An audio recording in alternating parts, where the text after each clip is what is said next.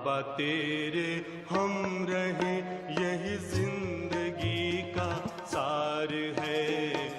बाबा तेरे हम रहे यही जिंदगी का सार है। इस भरे संसार में तेरा प्यार ही आधार है। इस भरे संसार में तेरा प्यार ही आधार है। बाबा तेरे हम रहे।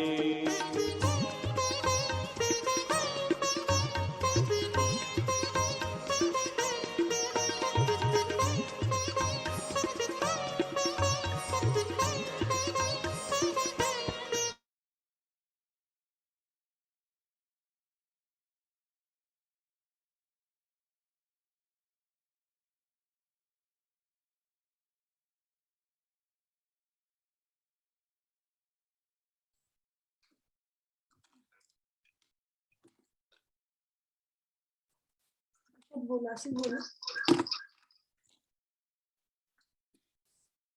ओम शांति। ओम शांति। आज मीठे प्यारे बाबा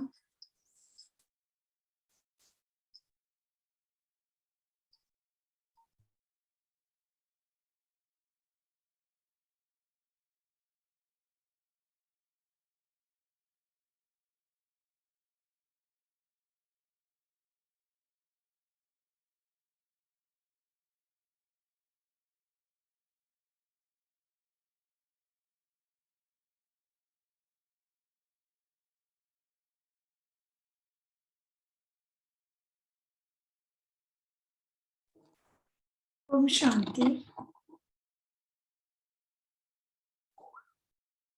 आज सदगुरुवार की मुरली है। मीठे प्यारे बाबा आज हमें समझाते कि बच्चों तुम्हें कंप्लीट देही अभिमानी बनना है। तुम्हारे ऊपर पे जो जन्म जन्मों का बोझा है उसको उतारने का और सत्व प्रधान बनने का एक ही रास्ता है। बाबा कहते हैं कि देही अभिमानी बनना, आत्मा अभिमानी बनना।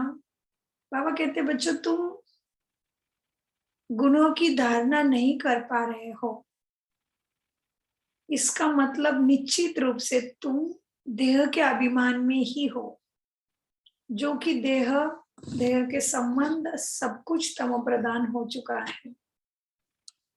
तो इसलिए बाबा कहते बच्चों तुम्हारे बुद्धि में रहना चाहिए एक बाबा, दूसरा ना कोई। सभी कर्म करो लेकिन निरंतर याद रखो कि मैं इस शरीर को चलाने वाली आत्मा परमात्मा की बच्चे, परमात्मा की गुणवान बच्ची हो।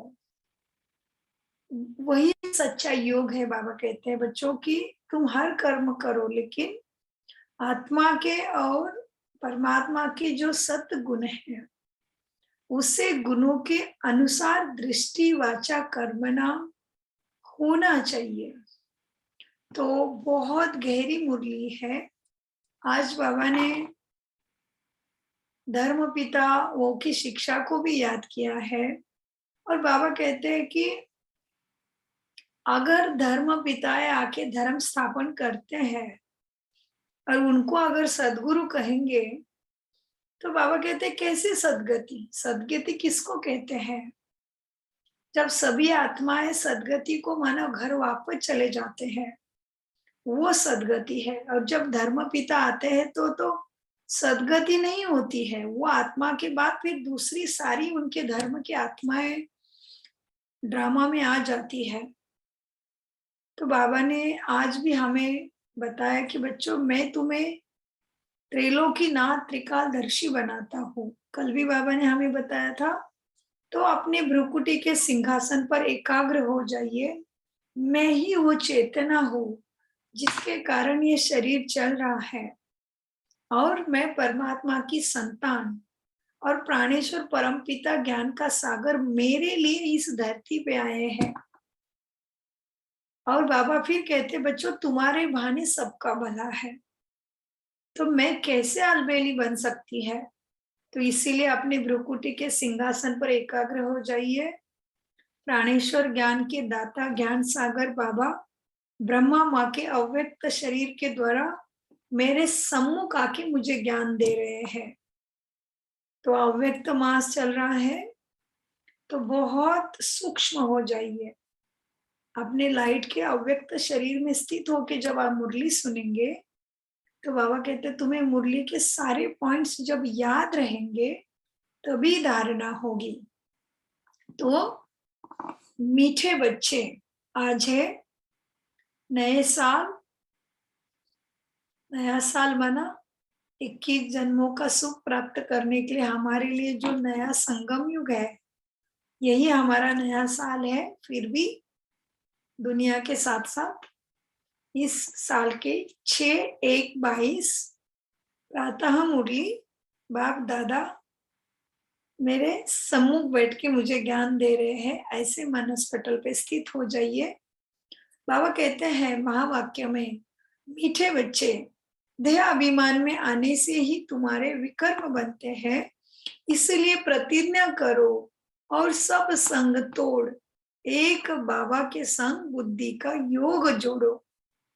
माना सब संग तोड़ एक के संग ही जोड़ना है, बुद्धि का योग।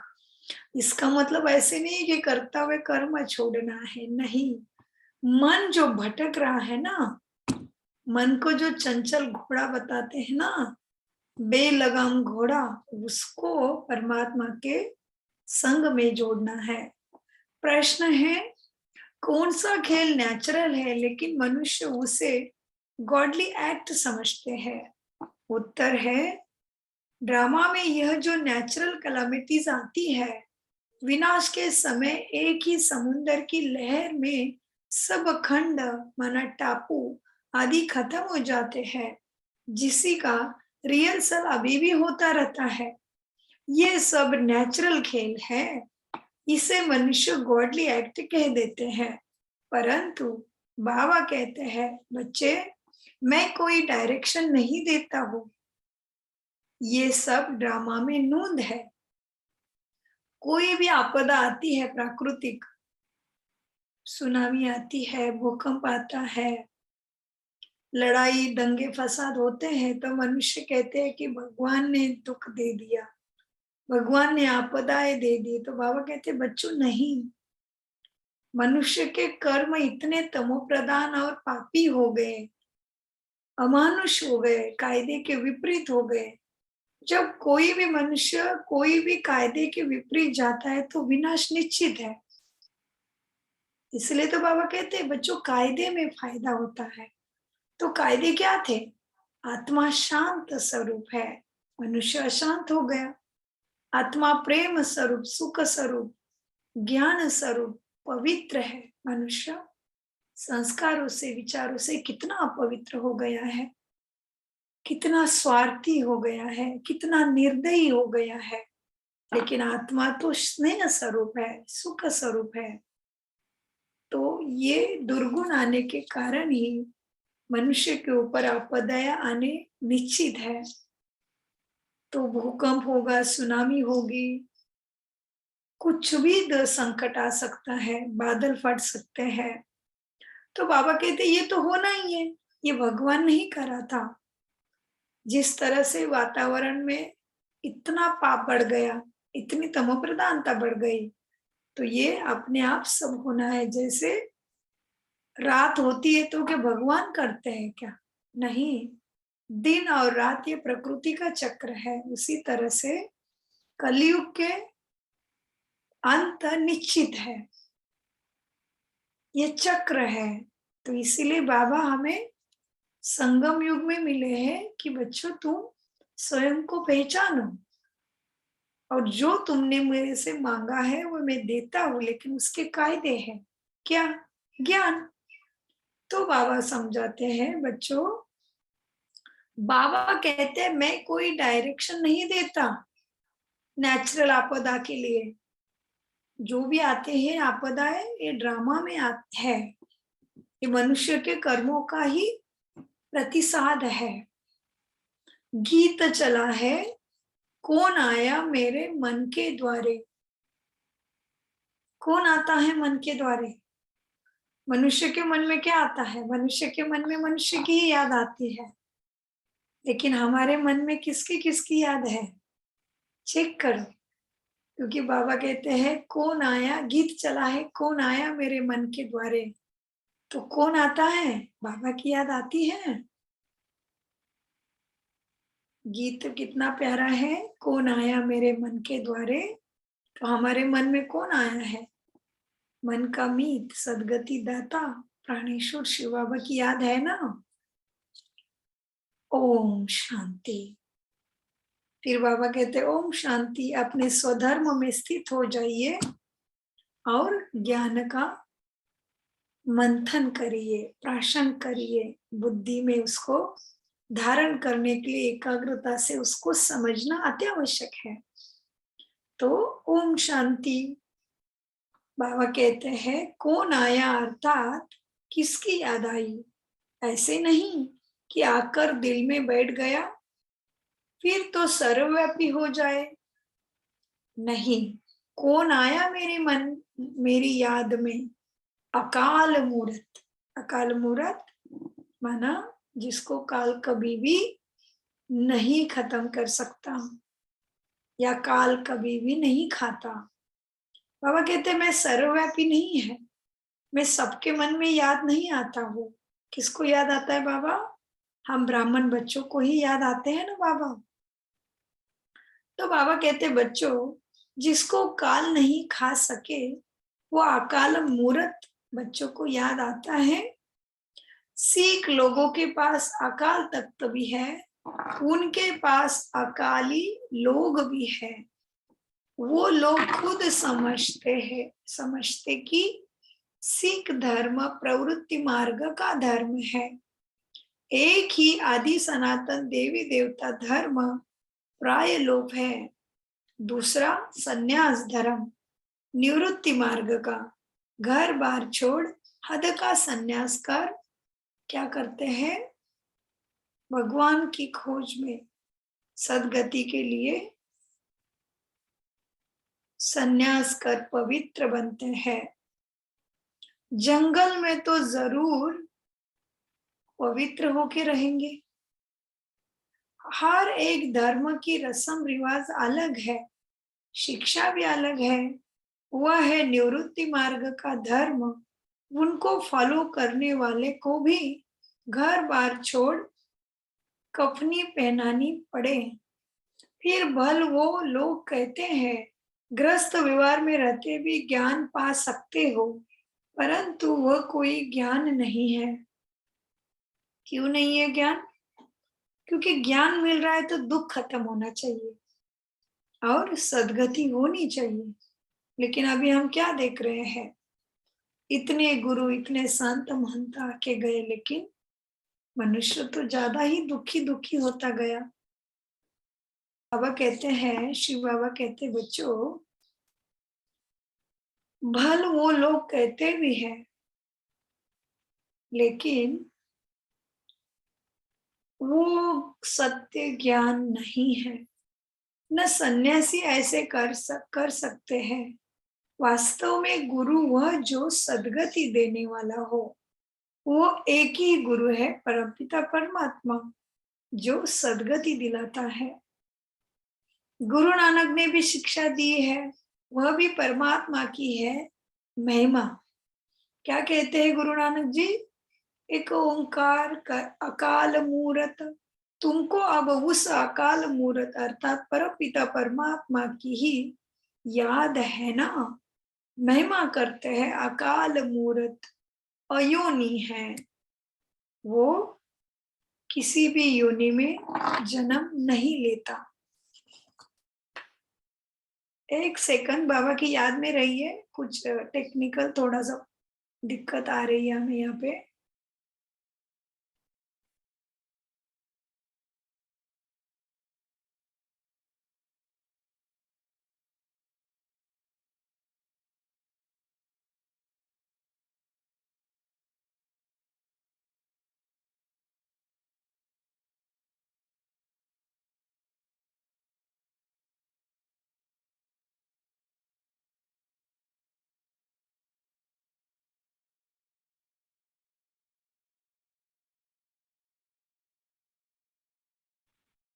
ओम शांति। तो बाबा कहते हैं बच्चों, बाबा बता रहे थे कि गुरु नानक जी कहते हैं अकाल मूरत अयोनी है, मतलब उसको काल नहीं खाता। स्वयंभू अर्थात रचेता है। निर्भय निर्वय अकाल मूरत सदगुरु प्रसाद जप साहेब आदि यह महिमा है, परमपिता परमात्मा की महिमा है। अकाल मूरत को ही सभी धर्म गुरु भी मानते हैं।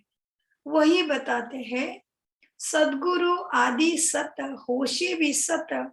फिर यह भी कहते हैं मूत पलित पतित पावन माना ही। मूत पलित मना तमो प्रदान पापी मनुष्य को पावन बनाने वाला माना। मूत पलित कपड़े धोए, कपड़ धोए माना मनुष्य को पावन बनाते हैं। मन बुद्धि को उसके सत्य ज्ञान से प्राणेश्वर परमपिता ही ब्रह्मा के तन का आधार लेके परमपिता परमात्मा हम मनुष्य को पापी से पुण्यवान माना पतित से पावन बनाते हैं। तो बाबा कहते हैं साफ करते हैं, तब उनकी महिमा गाते हैं। फिर कहते हैं अशंक चोर हरामखोर, यह भी इस समय की ही महिमा है।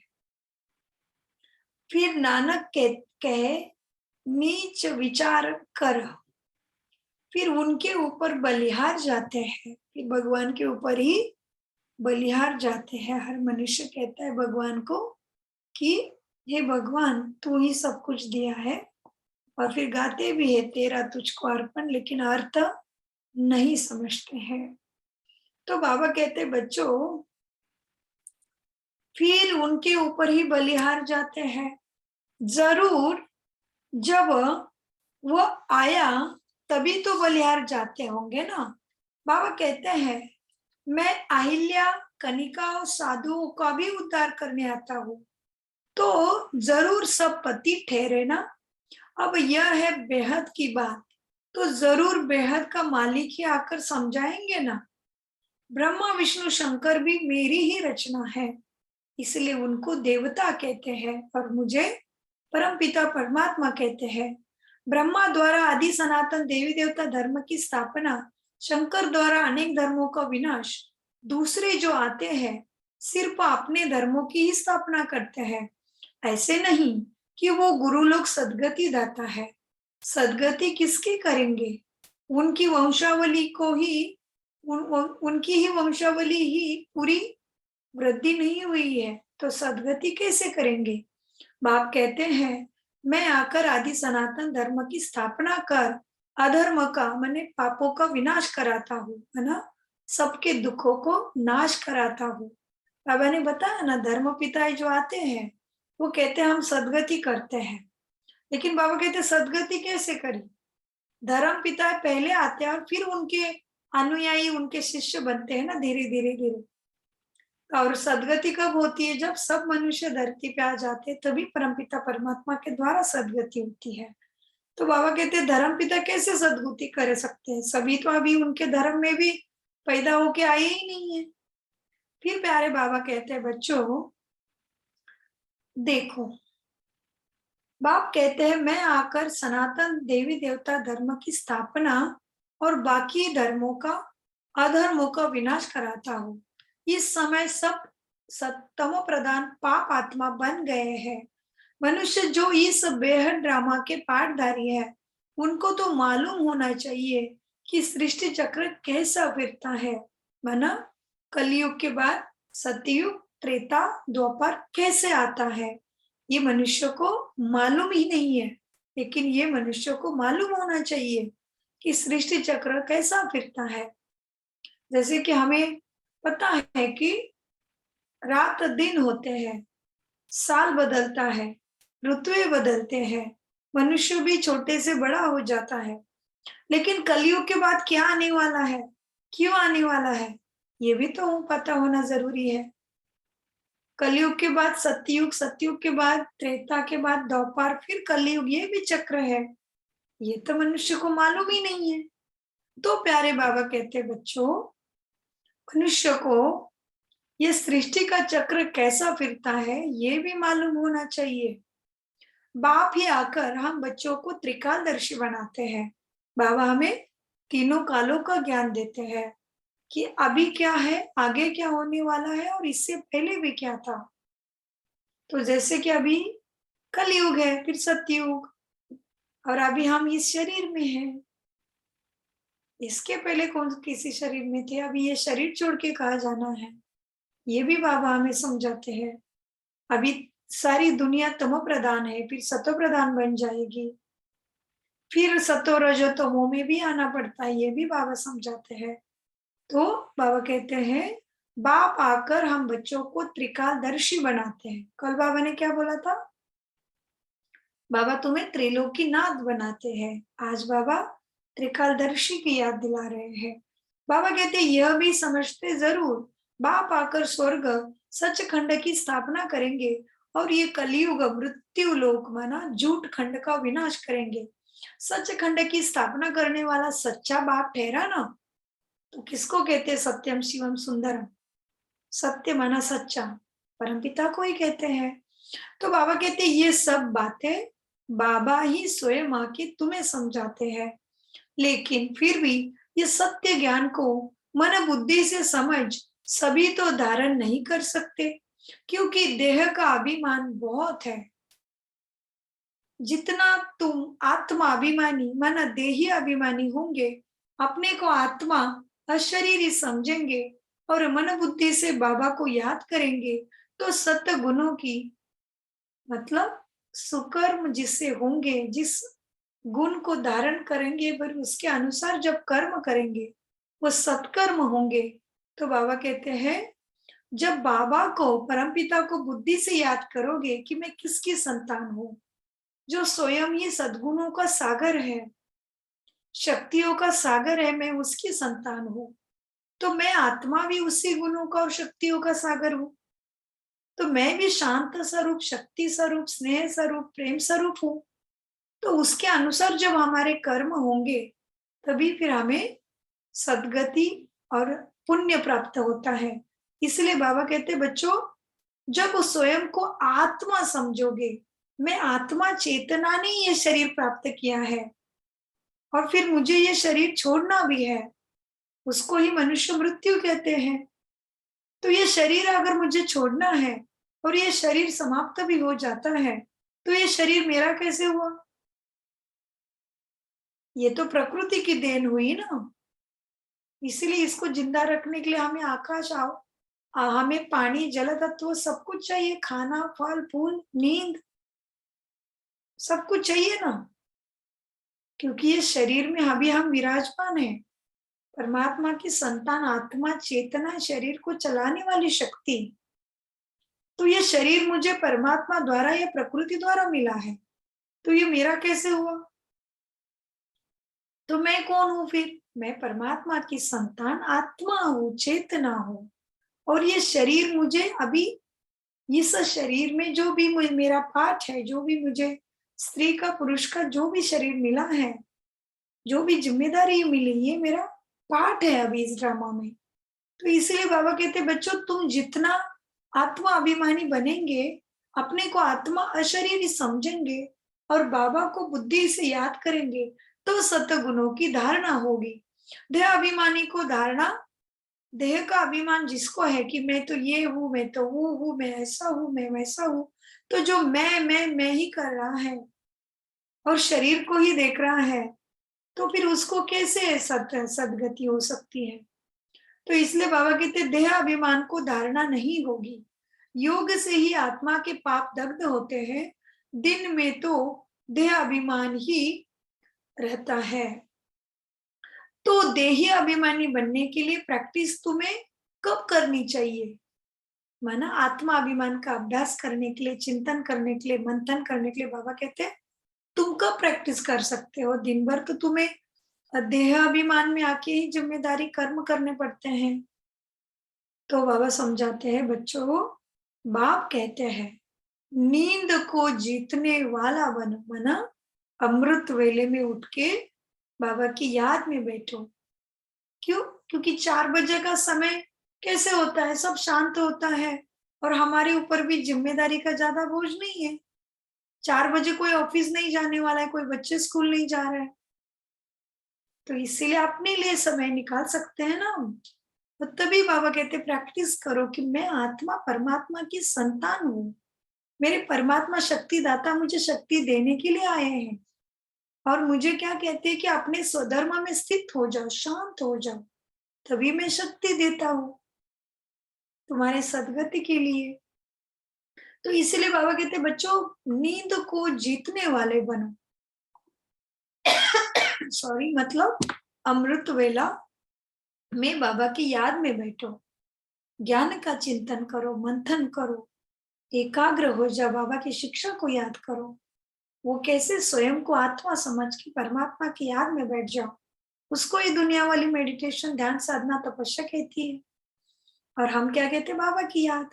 तो बाबा कहते बच्चों, बाप कितनी अच्छी अच्छी पॉइंट समझाते हैं, परंतु कोई बच्चे जो मुरली सुनते ही नहीं, तो बाप की शिक्षा नहीं समझेंगे तो कैसे कर पाएंगे फिर।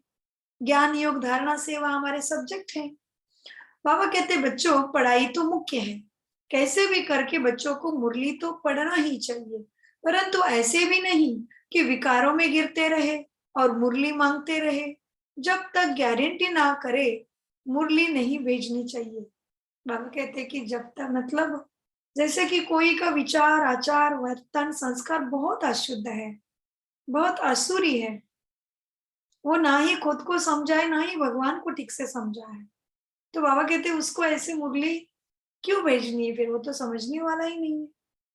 इसलिए बाबा कहते पहले विकारों में गिरने वाले को, अशुद्ध को ज्ञान समझाना है और फिर मुरली भेजनी है। तो ज्ञान क्या है, प्रथम 7 दिन का राजयोगा मेडिटेशन पहले जानना पड़ता है। तो वो प्यारे, हम स्वयं ने 5 बार राजयोगा मेडिटेशन का कोर्स जानने की कोशिश की। मैंने पहले राजयोगा किया, वो भी सिस्टर शिवानी बहन को सुनना बहुत अच्छा लगता था, तो उनको सुनते थे, तो वो हमेशा कहते थे उनके लेक्चर के बाद कि परमपिता परमात्मा को जानना है, हम आत्मा के पिता को ने उनको जानना है, तो प्रथम 7 दिन का राजयोगा कोर्स करो। तो हमारे मन में हमेशा आता है कि ये कौन से कोर्स की बात करते हैं, हालांकि शिवानी बहन स्वयं ही इतना अच्छा बताते हैं। फिर हमारे मन में आया कि अगर शिवानी बहन बोलते हैं कि 7 दिन का कोर्स करना चाहिए, तो ये जरूर कोई अच्छी बात है, इसलिए हमने किया। फिर हमें एक बार में इतना सा याद समझ में नहीं आया, क्योंकि हमारे भी सिर पे भक्ति का, ग्रंथों का, संत महंतों का, कथाओं का बहुत सारा अंदर में प्रेम था, उसका ही पठन था, उसकी ही लगन थी। भगवत गीता, ज्ञानेश्वरी, नवनाथ ग्रंथ, भागवत, गणपति स्तोत्र, हनुमान चालीसा, अनेक चीजें हमने हमारी बुद्धि में पहले से उसको जाना था, उसके ऊपर प्रेम था, तो ये ज्ञान इतना जल्दी बुद्धि में बैठ नहीं रहा था। इसलिए फिर हमने दूसरी बार उसको जाना, क्योंकि हमारी मनोस्थिति हर समय एकाग्र होती है सुनने के लिए, ऐसा नहीं है ना। और 7 लेसन है, तो फिर हमें एक एक लेसन बहुत अच्छा लगने लगा। आत्मा का पहला लेसन बहुत अच्छा लगा, दूसरा परमात्मा की पहचान, वो भी बहुत अच्छा लगा। फिर कर्मों की गति को अच्छे से जानना था कि कैसे कर्म करने पड़ते हैं, कर्म होते क्या है। तो फिर हमने 2 बार, फिर और मन करा, फिर 3 बार, फिर और मन करा, तो अलग अलग टीचरों के द्वारा, ना अलग अलग हमारे सीनियर्स आत्माओं के द्वारा हमने इस कोर्स को जाना। और फिर हमने शिवानी बहन का भी 7 दिन का जो उनका ऑनलाइन में होता है, उसको भी हमने जाना। तभी जाके फिर हम स्वयं इस ज्ञान को अच्छे से समझ गए और फिर परमात्मा का प्रेम हमें प्राप्त होने लगा। इसीलिए बाबा कहते बच्चों, जो ठीक से ज्ञान समझता है उसको ही मुरली भेजनी चाहिए। जो मुरली नहीं पढ़ते तो उनको, उनकी क्या गति होगी। अच्छे अच्छे बच्चे भी मुरली नहीं पढ़ते हैं, तो ज्ञान ही नहीं समझेंगे, परमात्मा की शिक्षा ही नहीं समझेंगे, तो कैसे नशा चढ़ेगा। क्योंकि परमात्मा के सभी बच्चे हैं ना, तो वो ज्ञान तो सबको एक जैसा देगा। जो जैसा उसको पढ़ेगा, फॉलो करेगा, उतना उसको सदगति होगी। तो हमने भगवान को मांगा ही क्या है? भगवान सदगति दे, सद्बुद्धि दे, शक्ति दे। तो दे तो वो देता तो होगा, लेकिन कुछ कायदा तो चाहिए। जैसे कि कोई बच्चा कहता है कि मुझे डॉक्टर बनना है, मुझे इंजीनियर बनना है, मुझे क्या बनना है, छोटे से बोलता है, तो क्या करते हैं? सभी एक ही स्कूल में जाते हैं, एक ही पढ़ाई पढ़ते हैं, एक ही टीचर होता है। जो उसके ऊपर जितनी मेहनत करता है वो वैसा बन जाता है। लेकिन वो तो हो गई दुनिया ही पढ़ाई, और ये तो है परमपिता परमात्मा के द्वारा सदगति की पढ़ाई, पतित से पावन बनने की पढ़ाई, पाप आत्मा से पुण्य आत्मा बनने की पढ़ाई। और हमें जो चाहिए सुख, शांति, प्रेम, आनंद, सदगति, सद्बुद्धि, मुक्ति, जीवन मुक्ति, उसकी ये पढ़ाई है। तो देखो प्राणेश्वर का कितना प्रेम है हमारे ऊपर। हमें इस शरीर को चलाने के लिए, चरितार्थ चलाने के लिए भी, सक्षम बनने के लिए भी इस दुनिया में पढ़ाई है। और फिर ये शरीर छूटने के बाद, माना जब हम ये शरीर से निकल जाते हैं, उसके बाद भी सदगति होनी चाहिए। और ये शरीर में रहते हुए भी मुझे सुख, शांति, शक्ति, प्रेम, आनंद चाहिए। तो फिर कौन सी पढ़ाई है? वो भी परमात्मा ने हमारे लिए यहाँ पे उपलब्ध कराई है, क्योंकि हमने उसको मांगा है। मांगने के बाद परमपिता परमात्मा नहीं देंगे तो कौन देगा? बाप बच्चों को नहीं देगा तो भले कौन देगा? लेकिन इस बात को समझने की बहुत जरूरत है। जिस तरह से प्रकृति के अपने नियम है, सूरज अग्नि देवता है, उनके अग्नि के बिना तो जीवन चला कैसा? लेकिन हमारा समय है, सूरज की किरणें चाहिए, उसके लाइट का प्रभाव चाहिए, उसके लाइट से हमें फायदा चाहिए, तो दिन में आओ ना। रात में बैठ के कोई बोलेगा सूरज की लाइट मुझे दिखाई देनी चाहिए, संभव नहीं है। वैसे ही कलयुग के अंत में ही परमपिता परमात्मा आते हैं, और हमें कलयुग में ही सदगति प्राप्त करनी है। सतयुग जब आएगा, जब वो सब सदगति में चले जाएंगे, तभी तुम बोलोगे कि मैं अभी भगवान को जानता हूँ। संभव नहीं है। इसलिए परमपिता परमात्मा कहते हैं अभी नहीं तो फिर कभी नहीं। जिस तरह से दुनिया की पढ़ाई में वैसे ही है, जब तुम्हारी पढ़ने की उम्र है, तुम पढ़ोगे नहीं तो फिर थोड़ी ना पढ़ सकते हो तुम। तुम्हें जब 5वीं कक्षा में जो पढ़ना था, तो उसकी भी एक उम्र है।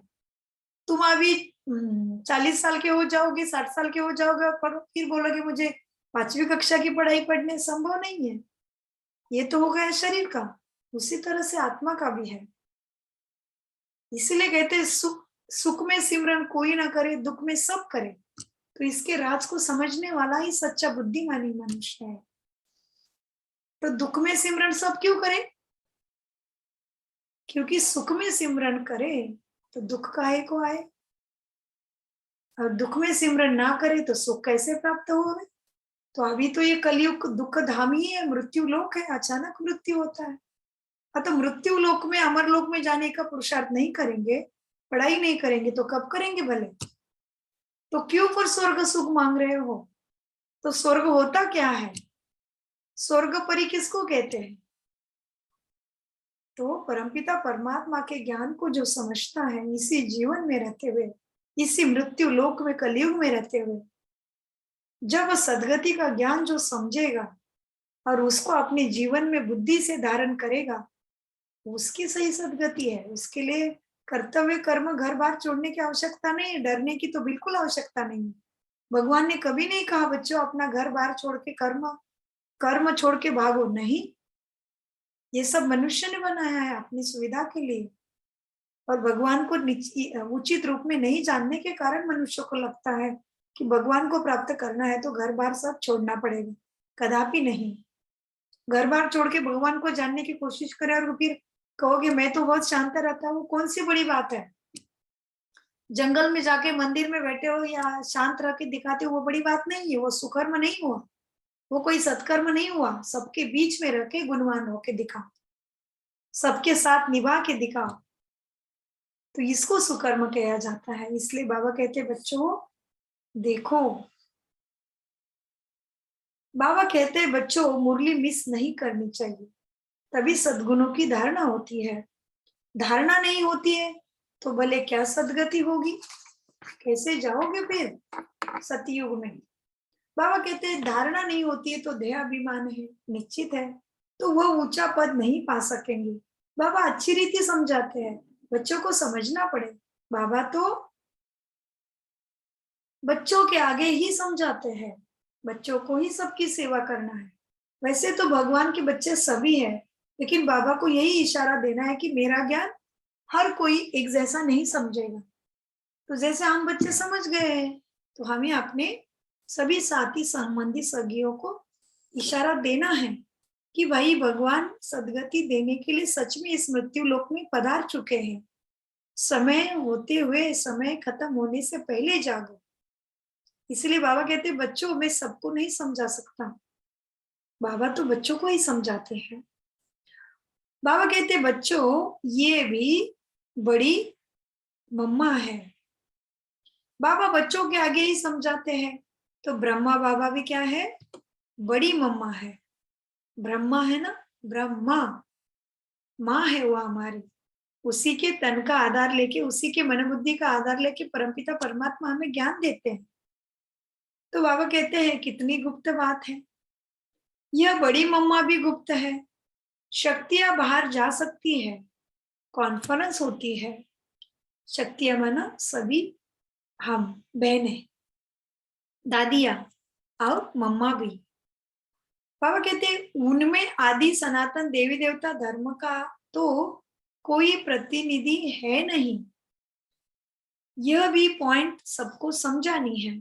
और जो भी धर्म पिता आते हैं वह सिर्फ धर्म स्थापन करने आते हैं, ना कि अधर्म का विनाश करते हैं। सत्य धर्म की स्थापना तो परमपिता ही करते हैं। सत्य धर्म की स्थापना माना देवी देवता धर्म की स्थापना, माना सुख शांति की स्थापना, और अनेक अधर्मों का विनाश इसी संगम पर होता है। जब सबकी उतरती कला हो जाती है, तभी ही परमपिता प्राणेश्वर बाबा आते हैं। चढ़ती कला एक ही बार होती है। इस पर एक श्लोक भी है, छोटेपन में बाबा ने पढ़ा था। ब्रह्मा बाबा का अनुभव बता रहे हैं। बाबा कहते हैं गुरु नानक, अभी शिव बाबा बोल रहे हैं, गुरु नानक ने कहा सब निंदक है और सब झूठे हैं। सभी धर्म पिताओं के बाद गुरु नानक जी आए थे। तो गुरु नानक जी का क्या अनुभव रहा है परमपिता परमात्मा के प्यार में, कि जो भी बातें भगवान के बारे में सभी ने बताई वो सब झूठी है। क्योंकि अगर सच होते तो अभी तक परमपिता परमात्मा सबको मिलना चाहिए था। तो बाबा कहते हैं बच्चों देखो, कोई भी पवित्र नहीं रहते हैं। सिख धर्म में अकाली होते हैं, जिनके ऊपर काल चक्र भी दिखाते हैं। यह है काल चक्र जो दिखाया है सिख धर्म में, गुरु नानक जी की शिक्षा के अनुसार। तो बाबा कहते यही तुम्हारा सो का दर्शन चक्र है। सो दर्शन माना मैं आत्मा कलयुग में क्या बन गई हूँ, और मैं संगम युग में कैसे पहुंच गई हूँ, और मैं सतयुग में क्या बनने जाने वाली है, त्रेता में मैं क्या थी, और द्वापर में मैं क्या थी। ये जानना माना सो का दर्शन करना।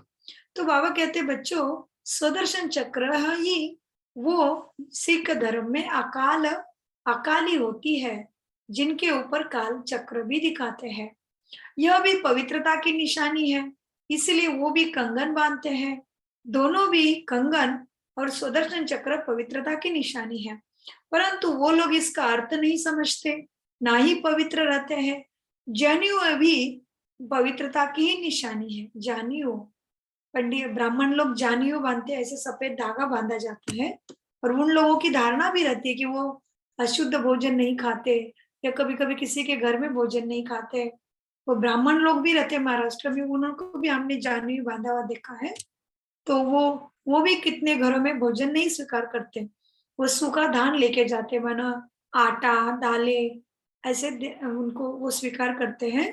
जनेऊ माना हमने सब कुछ जान लिया, लेकिन बाबा कहते जनेऊ बांधते हैं, लेकिन सच में जाना क्या कि मैं आत्मा परमात्मा की संतान हूँ, और परमपिता परमात्मा ही सदगति दाता है, तो उसको बुद्धि से याद करना है, ये तो नहीं जाना। तो बाबा कहते हैं जो मन परमपिता परमात्मा को नहीं जाना वो कैसे पवित्र कह सकते हैं। तो बाबा कहते हैं जानू जेनी वो भी पवित्रता की निशानी है। आजकल तो सब कुछ ही उड़ा दिया है। ब्राह्मण कुल है उत्तम, उसमें फिर भी बड़ी चोटी रखते हैं, परंतु पावन तो कोई बनते ही नहीं। बाबा ने फिर बताया कि ब्राह्मण कुल माना हम ब्राह्मण भी ऊंचे ही अभी ड्रामा में ब्राह्मण सो देवता बनते हैं ना। कहीं नहीं कहा ना क्षत्रिय सो देवता या शूद्र सो देवता, नहीं कहा। सब तरफ बोलते हैं कि ब्राह्मण सो देवता, लेकिन वो दुनिया ही जो ब्राह्मण है वो भी बाबा कहते हैं कि पवित्रता का अर्थ नहीं जानते हैं और क्या करते हैं, जब नींव पहनते हैं लेकिन मन बुद्धि से कर्म से पवित्र तो नहीं रहते हैं। तो बाबा कहते हैं बच्चों, वैसे ब्राह्मण कुल में चोटी तो रखते हैं, इधर चोटी माना ऊंचाई का प्रतीक है, वो ऐसे हमारी भाषा में सेंडी कहते हैं उसको। ब्राह्मण लोग सेंडी रखते हैं यहाँ पे, वो बालों का उतना हिस्सा कभी नहीं उड़ाते हैं, लेकिन वो ऊंचाई का प्रतीक है, मतलब आप ब्राह्मण ही ऊंचे हैं। जिसका मन ब्रह्मा जैसे परमपिता को जानता है वही ऊंचे है, लेकिन फिर भी बाबा कहते चोटी तो रखते हैं लेकिन अर्थ फिर भी नहीं जानते। बाबा ने आज हमें सब बातें याद दिला दी। फिर बाबा समझाते हैं बच्चों, ब्राह्मण बड़ी चोटी रखते हैं परंतु पावन तो कोई बनते ही नहीं। पतित पावन तो एक ही परमात्मा आकर सबको पावन बनाते, ऐसे नहीं कि बुद्ध क्राइस्ट आदि आके पतित से पावन बनाते हैं, नहीं। गुरु तो दुनिया में अनेक है, सिखलाने वाले पढ़ाने वाले तो अनेक है। सर्व का सदगति दाता तो एक ही परमपिता परमात्मा है, सबको पावन बनाकर वो साथ ले जाते हैं। साथ ले जाने के लिए मैं ही इस धरती पे आता हूँ। ज्ञान का सागर के साथ मददगार तुम भी ज्ञान गंगाए हो। गंगा नदी पर भी देवी का चित्र रख दिया है। अब वास्तव में ज्ञान गंगाए तुम हो, परंतु तुम्हारी आप पूजा नहीं होती है क्योंकि तुम अभी संपूर्ण रीते पवित्र माना गुणवान सद्गुणी योग्य नहीं बने हो। माना बाबा कहते तुम ज्ञान गंगाए हो, बाबा ज्ञान का सागर है, तो हम बाबा के बच्चे ज्ञान गंगाए हैं, लेकिन तुम अभी संपूर्ण ज्ञान को अपने अंदर धारण नहीं किया है, तो तुम्हारी पूजा नहीं होती है। बाबा कहते फिर पुजारी से पूज्य तुम ही बन रहे हो, फिर तुम्हारा पुजारी पना खत्म हो जाएगा। ये राज समझाते हैं, परंतु कोई की बुद्धि में बैठता नहीं है। कदम कदम बाबा की श्रीमत पर तुम्हें चलना है, देह अभिमान छोड़ते रहो। ये सब मित्र संबंधी आदि भी खत्म होने वाले हैं। हम सब चले जाएंगे आत्मा की दुनिया जहाँ से हम आए हैं, परंतु दुनिया तो रहेगी ना। बाप कहते हैं मैं नई सृष्टि की रचयिता हूँ, देखो कितना कमाल का है। ये धरती, आकाश तत्व, जल तत्व, वायु तत्व, अग्नि तत्व कहीं नहीं जाने वाला है। कौन जाना है? केवल मनुष्य शरीर खत्म होना है। प्राणी मां जो शरीर है, जिसके शरीर में खून है, वो खत्म होने वाला है, बाकी कुछ भी नहीं खत्म होता। केवल तमो प्रधान से सतो प्रधान बनता है, वो भी हमारे वाइब्रेशन से, परमात्मा के अवतरण से हो रहा है, सब कुछ होता है। तो हमें जानना है कि भाई मैं आत्मा अजर अमर अविनाशी हूँ। तो भी कहते एक दिन जाना है, एक दिन आए थे, एक दिन जाना है, तो किधर जाना है?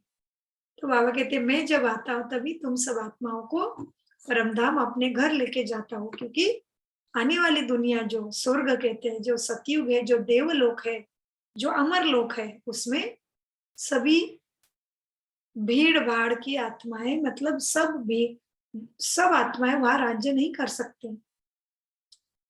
ऐसे नहीं कहा है कि कोट्यावधि करोड़ों देवी देवता है, नहीं, केवल 33 करोड़ देवी देवता है। और अभी धरती पे तो कितनी आत्माएं हैं, 700 करोड़ से भी ज्यादा। तो इसीलिए वो सब कहाँ जाएंगे? इसलिए बाबा कहते प्रकृति कहीं नहीं जाती, जाएंगे कौन? जब परम पिता परमात्मा अभी आए हैं तभी उनके साथ सभी आत्माएं ऊपर अपने घर जाती हैं। और जिसके अंदर जितने सतोगुण है, पुण्य कर्म है, पावन मन है, वही आत्मा फिर स्वर्ग में देवलोक में आती है, मृत्यु लोक में से, मृत्यु लोक में रहते हुए अमर लोक का अभ्यास जो अभी कर रहे हैं हम। तो इसीलिए बाबा के ज्ञान को बहुत गहराई से समझना है। बाबा कहते बच्चों देखो, यह बाबा समझाते हैं कि हम सब चले जाएंगे परंतु दुनिया तो रहेगी ना। बाप कहते हैं मैं नई सृष्टि का रचयिता हूँ, परंतु मैं आऊंगा तो पतित दुनिया में ही ना। तब तो मुझे पतित पावन कहते हैं, तो जरूर पतित दुनिया में ही आऊंगा। पावन दुनिया में तो पतित होंगे ही नहीं। तो देवी देवता जब तुम बनते हो, जब स्वर्ग में होते हो, अमर लोक में हो, सुख की दुनिया में हो, तो मुझे कौन बुलाएगा? कोई नहीं। तो इसलिए बाबा कहते मैं आता ही दुख की दुनिया में हूं। तो अभी समझना है। फिर बाबा समझाते बच्चों देखो, तुम बच्चों को अभी ऐसे कोई विकर्म नहीं करना चाहिए जिससे तुम पावन बनने के बजाय और भी पतित बनते जाए।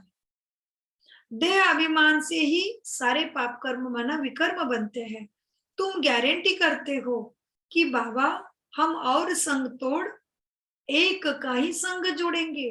अब तुम प्रतिज्ञा पूरी करो बच्चों। तुमने बार बार भजनों में, प्रार्थना में गाया है कि तू ही मेरा सब कुछ है, तू ही मेरा माता पिता सखा बंधु तू ही है, और तेरा तुझको अर्पण। ऐसे कितने बार कहा है हमने, कितनी बार कहा है हमने अपनी भक्ति में, तेरा तुझका अर्पण क्या लागे मेरा, मैं खलकामी मूरख तेरे चरणों का दास।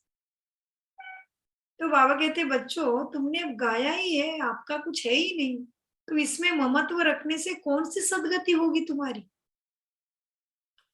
तो इसीलिए बाबा कहते बच्चों देखो, बुद्धि से मुझे याद करो और संग जो झूठे हैं उसको बुद्धि से छोड़ दो, क्योंकि तुमने जो प्रतिज्ञा की उसकी पूरी करो, नहीं तो दंड भी खाएंगे।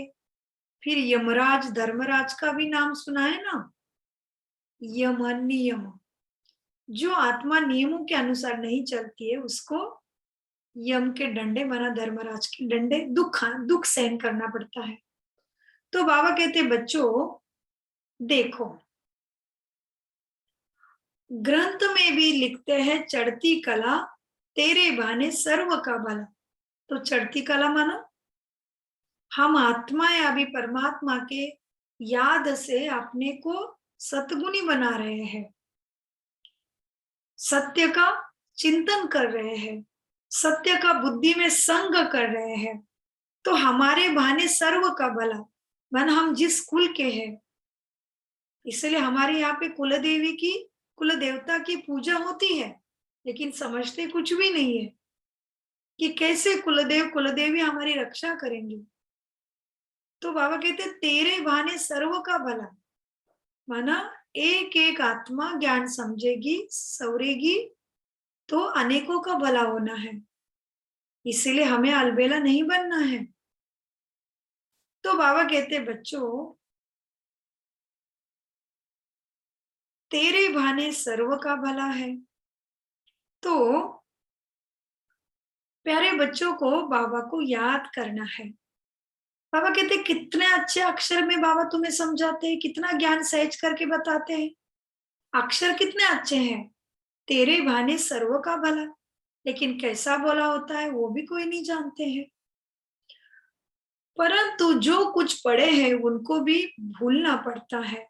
बाबा का तो बच्चों के नाम भी पूरे याद नहीं, क्योंकि शिव बाबा को ब्रह्मा बाबा हमेशा याद करता है।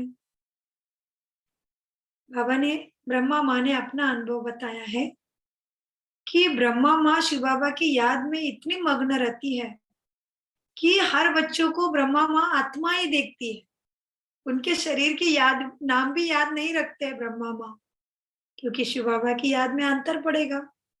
तो ब्रह्मा माँ जो अभी अव्यक्त माह चल रहा है, हमें ब्रह्मा माँ के बहुत मदद इस मास में मिलती है, क्योंकि ब्रह्मा माँ हमारी 18 जनवरी को अव्यक्त फरिश्ता बने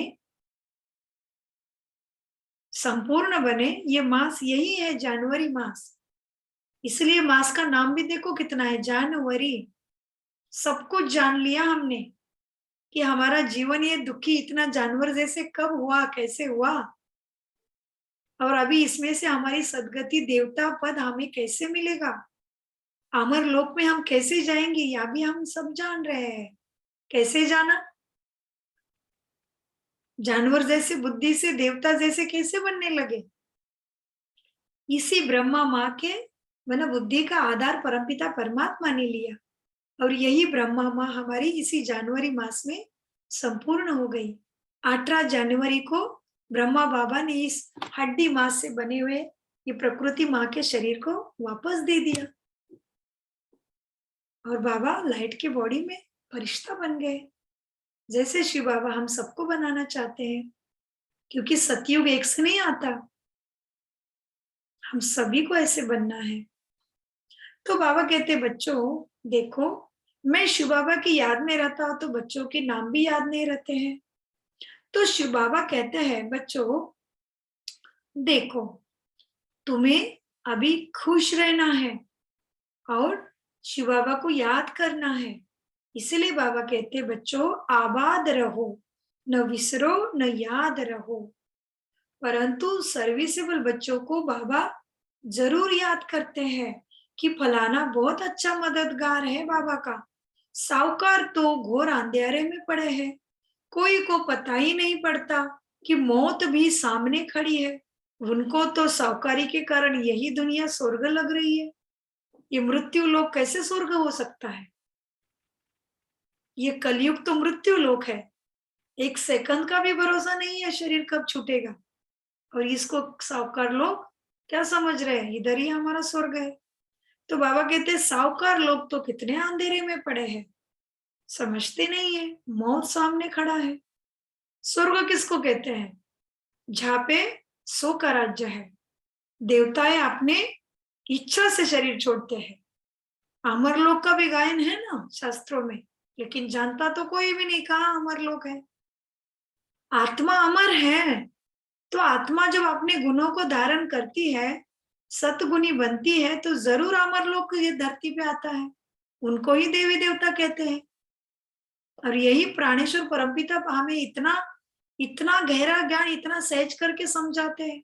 और हम है कि अभी भी खत्म होने वाली दुनिया, खत्म होने वाले शरीर में फंस के सत्य सागर सत्यम शिवम प्राणदाता को पहचानने को तैयार नहीं है। तो इसको अज्ञानी नहीं कहेंगे तो क्या कहेंगे? और फिर हम ये कहते भगवान को मैं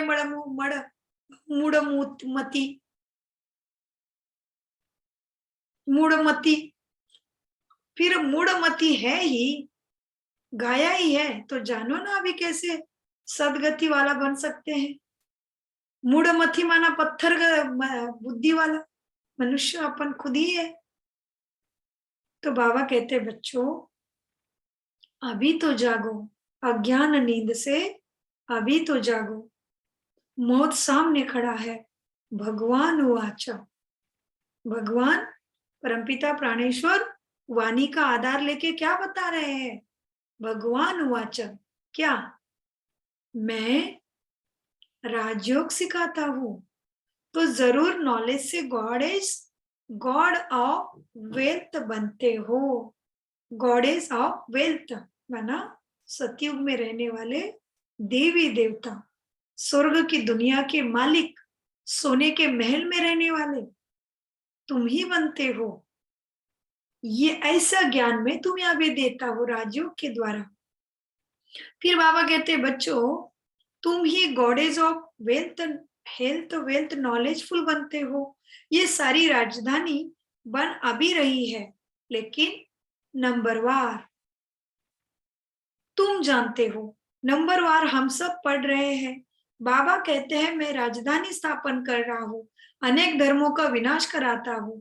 परम सदगुरु बाबा एक ही है, वह ऊंचे ते ऊंचा एक भगवान ही गाया हुआ है। ऊंचे ते ऊंचे ब्रह्मा विष्णु शंकर को ही भगवान नहीं कहते, तो राम कृष्ण को भगवान कैसे कहेंगे? वैसे तो ज्ञान का सागर पतित पावन एक ही परमपिता परमात्मा है। भगत भगवान को ही याद करते हैं। विष्णु ब्रह्मा शंकर को थोड़ी याद करते हैं। यह तो अभी व्यभिचारी बन गए हैं, तो कितनी अच्छी अच्छी बातें तुम्हें धारण करने की है। जो करेगा सो पाएगा। ज्ञान गंगाए तुम ही बचिया हो, तुम नदियों को ही छोड़ किनारा है। सागर तो कहा जा ही नहीं सकता, परंतु वह है जड़ सागर, और यह तो है ज्ञान का शिव बाबा चैतन्य सागर। उसमें तो एक तूफानी लहर उठी तो बहुत नुकसान हो जाता है। बाबा आज हमें फिर से नदियों के और सागर के उदाहरण के द्वारा समझाते हैं कि बच्चों, नदी को कैसा किनारा होता है। माना हमारे ऊपर, सबके ऊपर अपने अपनी जिम्मेदारियां है, हम सबके अपने अपने रोल है।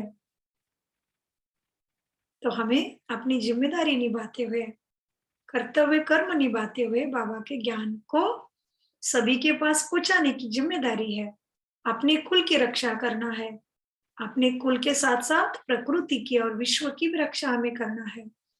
कुल को सत्व प्रदान बनाते बनाते विश्व को और प्रकृति को भी सत्व प्रदान बनाने हैं।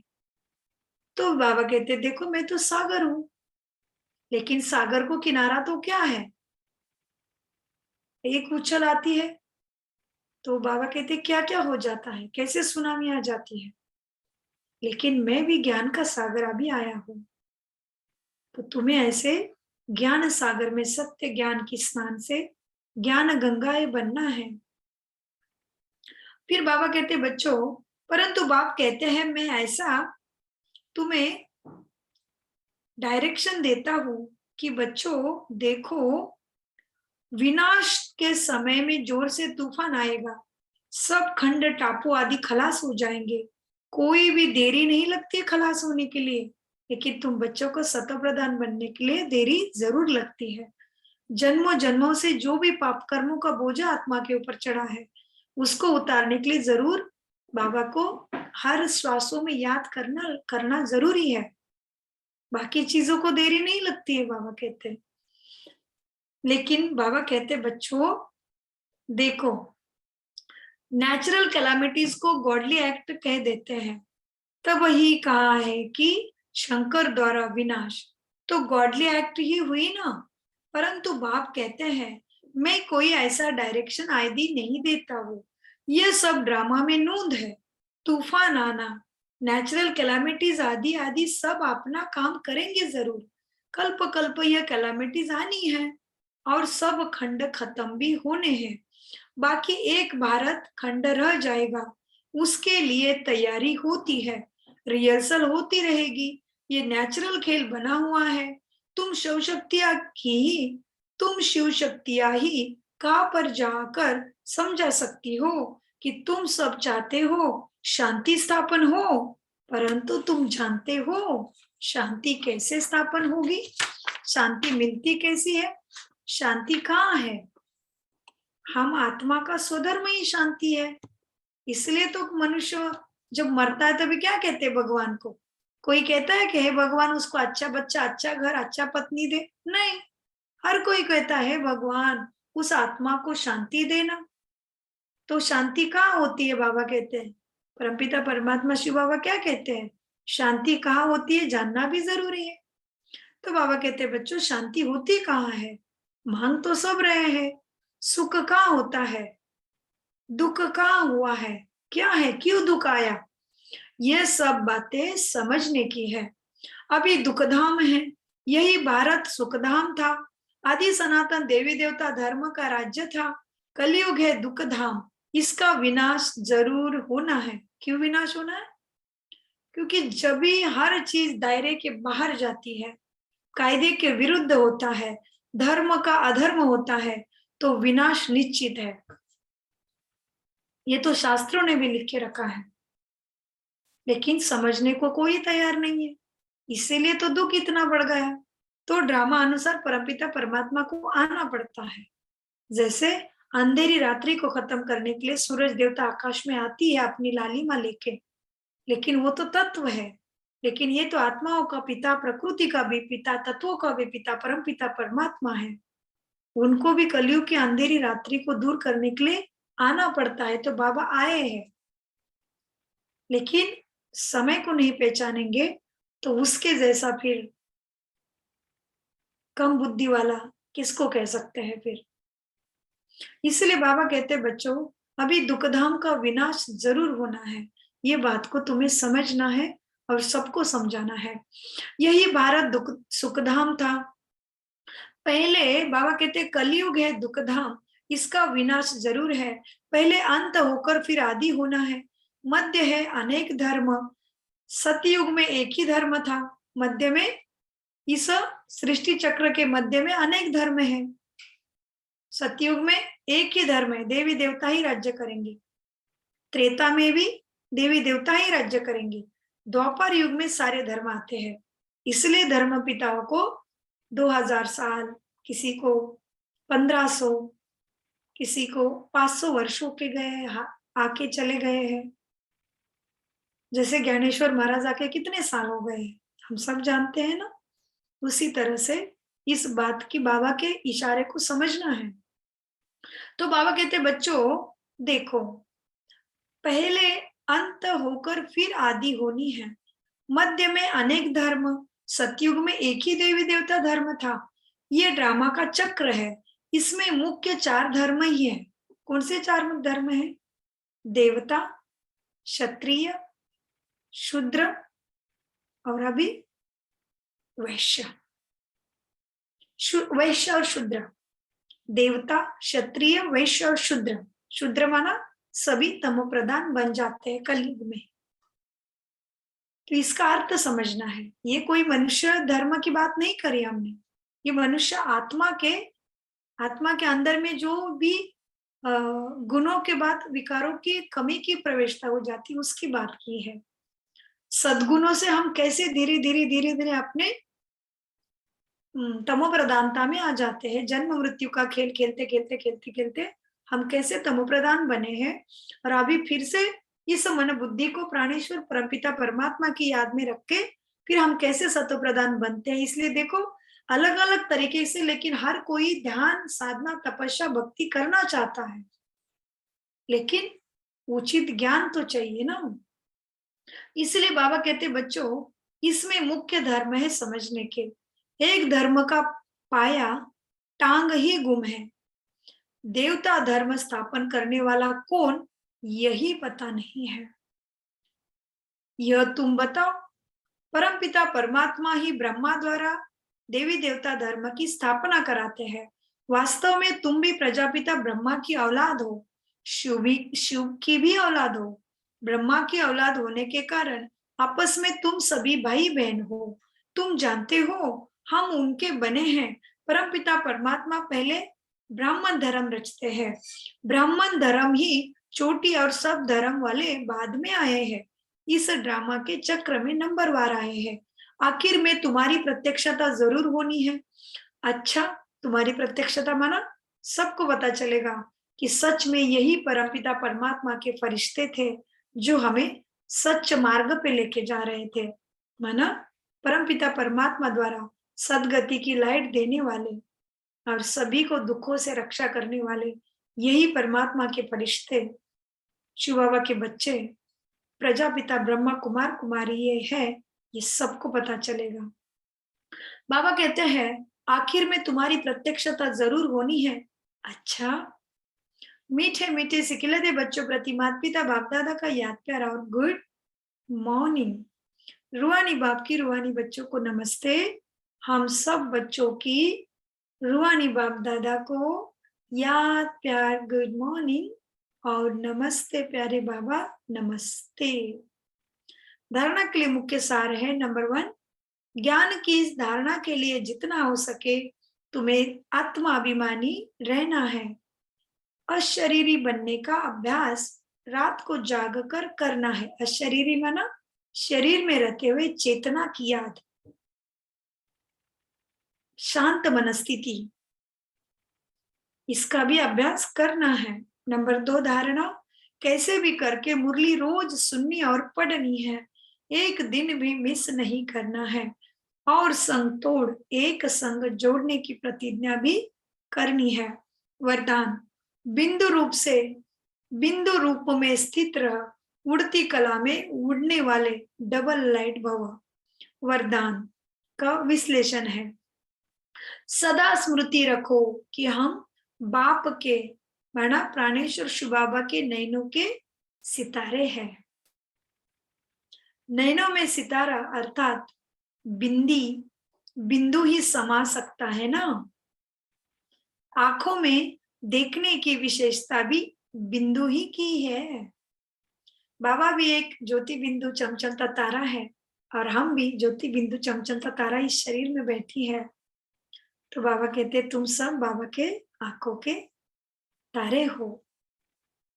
तो देखो आंखों में देखने की विशेषता भी बिंदी ही है ना, तो बिंदु रूप ही में रहना है। यही उड़ती कला में उड़ने का साधन है, माना आत्मिक स्थिति का अभ्यास और उसकी स्मृति रखनी है। फिर बाबा कहते वरदान के विश्लेषण में बिंदु बन हर कर्म करो तो लाइट रहेंगे, कोई भी बोझ उठाने की आदत न हो। माना हमें समझना है जो भी अच्छा हो रहा है बाबा की शक्ति के द्वारा हो रहा है, और जो भी मेरे सामने कोई परिस्थिति आ भी गई, अनुचित अप्रिय परिस्थिति आ भी गई, तो उसमें भी मेरे ही कर्म कारण है, किसी का भी दोष नहीं है, ये समझना है। और जो भी अच्छी चीजें हो रही है वो जरूर परमपिता परमात्मा के शक्ति के द्वारा हो रही है, ये समझना है, तो अहंकार नहीं आएगा। तो बाबा कहते बच्चों कोई भी बोझ उठाने की आदत ना हो, मेरे के बजाय तेरा कहो ना, तो डबल लाइट बन जाएंगे। हम कहते हैं ना ये मुझे करना है, ये मेरा है, वो मेरा है, ये ऐसे वैसे नहीं, सब कुछ भगवान का दिया हुआ है और भगवान के द्वारा ही चलाया जा रहा है। लेकिन जो परिस्थिति आएगी, शरीर के ऊपर जो भी दुख आएगा, वो मेरे खराब कर्मों का परिणाम है, तो भी उसमें हर्जा नहीं है।